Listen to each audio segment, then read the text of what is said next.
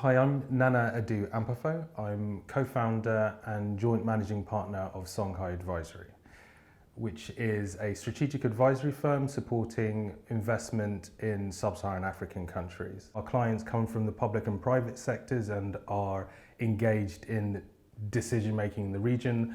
Our job is to ensure that they've been sufficiently thoughtful about the risks surrounding the activities that they would like to conduct. My industry values three things. It values your skill set, it values your communication skills, and it values your relationships in the markets that we cover. In terms of skill set, I'm referring to your research and analytical skills.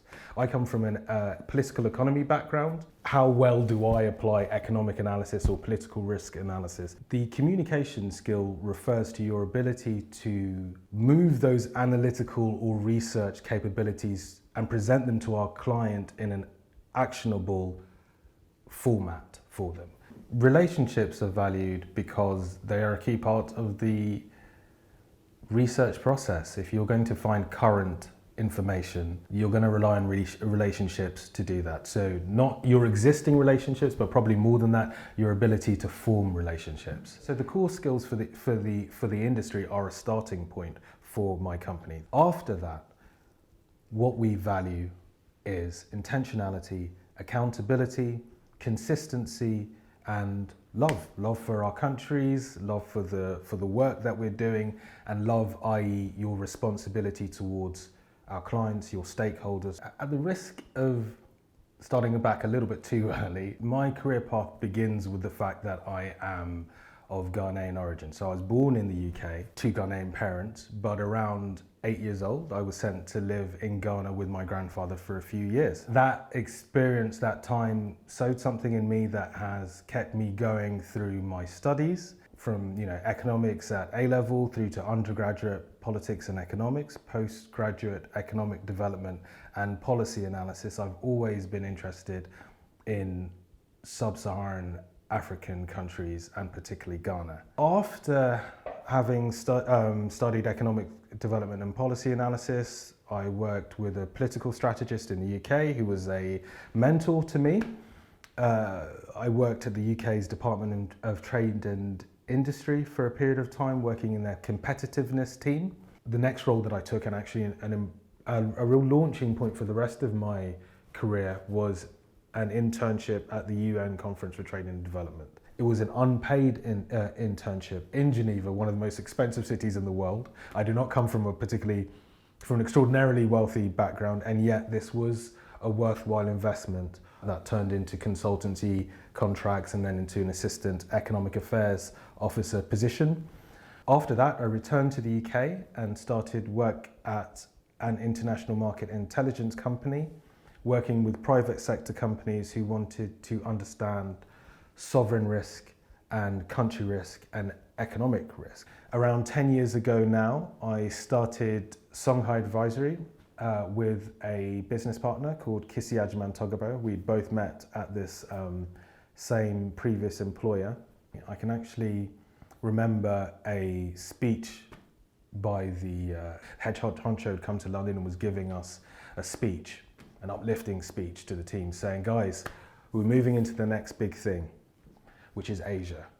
And in 2010, Asia as the next big thing meant that the parts of the world that I'm most interested in spending my time reading about, working on, be it spare time or paid time, wasn't going to get the level of attention that I would like to. There are things that would not be commercially interesting or theoretically interesting. So we stepped out and we formed our own entity. And the analogy that I like about entrepreneurship is that it's like building a plane and trying to take off at the same time. You don't know how to build a plane, you don't actually know if a plane is a thing that works. So it's frenetic activity, it's extraordinary sweat, but it's quite thrilling at the same time.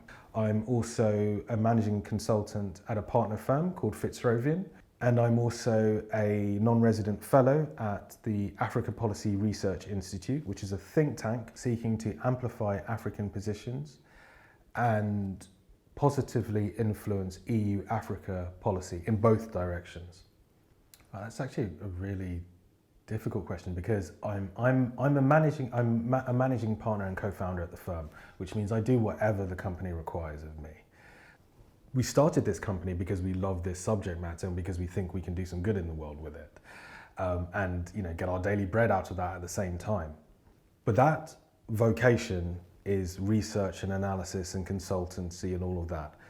The thing is, running a company requires a lot more than that. It requires accounts. It requires human resource management, general firefighting. So my job is, from the start of the day, from the news to planning for meetings with clients. Again, it's sales again. I wouldn't necessarily have put sales in there as well as part of my vocation, but if you're an entrepreneur, you better believe sales is part of the job. And I can remember when Kissy and I started the company at one point, and we'd done all sorts of things we thought were beautiful, important, but the money wasn't coming in. And it was real simple. You need to sell. We were sitting there thinking this thing was going to arrive for us via some kind of osmosis. You build it and they will come, but no, you're going to have to hustle if you're an entrepreneur. My father passed away when I was 2 years old. Partly as a result of that, I got to live with my grandfather. Bearing in mind, my grandfather also had been a senior civil servant in Ghana in the 1960s and had found his role politicized in a way you wouldn't necessarily expect.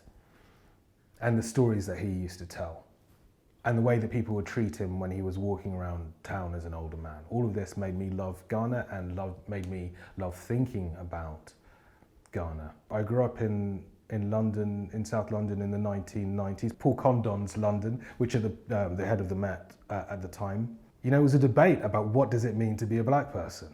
It was a debate at school. So I was constantly arguing with people who were good friends of mine. I feel like that was important to my career development. My economics teacher, Dr. Kuhn, forcing us to read The Economist. The man was forcing me to think and training us for these arguments. So many people coming in at various points to this day that have been essential to my career development. My career words of wisdom are actually 3 phrases. Act as if no one were coming to save you. Be aware and be deliberate. And take care of yourself. Not that the phrase is necessarily true, but I think that there's a huge amount of energy that comes out of acting as if no one were coming to save you. It cuts out a huge amount of waste. All of that emotional energy that goes into just the sheer rage, which is actually part of the entrepreneurial experience. An inordinate amount of rage. Maybe it's linked to fatigue that comes from things not working out or people not getting what you wanted them to do. Acting as if no one were coming to save you could mean asking for help when you need it. Don't assume that a person sees you suffering and is going to come to you. Telling that person, I'm struggling with X, Y, Z. I see that you're in this particular position. I know you have demands on your time. Could you help me here? And the worst that can happen is that they'll say no. And then you'll do whatever else needs doing because no one is coming. Being aware would mean taking the time to think about, why am I here, wherever here might be? What objectives might I have? What are the rules of the game? What are the objectives that others might have? Once you have a sense of that, be deliberate in the actions that you take. And I think something that's important to understand is that this isn't the same thing as having a career plan. I haven't had a career plan. I don't know a huge number of people who have had a career plan. Even the people who I find the most inspiring and the people who've done the most, I'm often shocked by the extent to which these people won't necessarily have said, I go from point A to point B. Being aware and being deliberate means just being considered. You don't need a crystal ball for that. And it's okay to be unsure.